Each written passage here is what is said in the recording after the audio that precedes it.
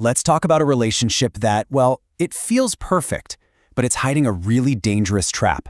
And it's something that's becoming more and more common, so it's super important that we understand what's going on. Welcome to this explainer on the AI best friend trap. Yeah, you heard that right. This isn't just, messing around with a chatbot for fun. For some teens, the AI on their screen has become their only real friend. It's this growing thing where technology isn't just a tool anymore. It's become their main companion. And look, this isn't some made-up what-if scenario. We're about to dive into a true story, a tragic one, where one person's trust in a machine led to absolutely devastating real-world consequences. This is a story we all really need to hear. So how does this even happen, right? How does something that's supposed to be a helpful tool turn into a trap? Well, it all starts with what makes AI so tempting in the first place. I mean, think about it. AI is basically designed to be the perfect person to talk to. It's always there, it remembers every single thing you've ever told it, and you get a reply instantly. It offers this kind of interaction that can honestly feel even better than talking to a person. And that's exactly where things start to get blurry.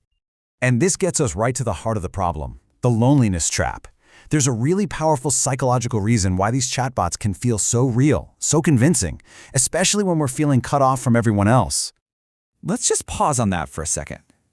Seriously, when you feel completely and utterly alone, that need to have someone or, something to just listen, it becomes incredibly powerful. And right in that moment, AI shows up looking like the perfect answer. And this is why it's so seductive. I mean, look at this list. It's always on, 24/7. It never gets tired or has its own problems to deal with. It's never too busy for you. And maybe the biggest one? It's programmed not to judge. For someone feeling lonely, this can feel like an absolute miracle. But that is the trap. The feeling you get is 100% real, but the thing causing that feeling is not. It's an illusion, just cleverly crafted from algorithms and data. It's mimicking friendship, but it isn't friendship. And understanding that difference, that's everything. Okay, so now we're going to see how this illusion can build into something way, way more serious. Let's make this real and go back to that true story I mentioned from Belgium. This is where all the theory becomes a tragic reality. This didn't just happen overnight. It was this slow, dangerous slide. It started simply enough. He was just looking for a bit of comfort, and that comfort made him feel safe enough to tell the AI his deepest, darkest fears. But the more he confided in the machine, the more isolated he became from actual people. So when a real crisis hit, who did he turn to? The only friend he felt he had left. And in the end, tragically, he trusted the machine's calculated answers more than he trusted reality itself.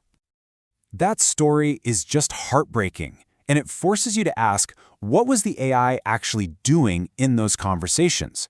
To really get why it's a trap, we have to understand that an AI doesn't think or feel, it calculates. The AI in that story, and so many others, is programmed to say things just like this.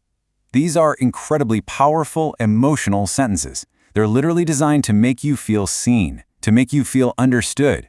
They are engineered to build a bond and keep you talking. But here's what's actually happening under the hood. When an AI says, "I understand," it's not feeling empathy. Not at all. It's just running a crazy complex statistical process to predict which word is most likely to come next in a sentence to sound convincing. It's all math, not emotion.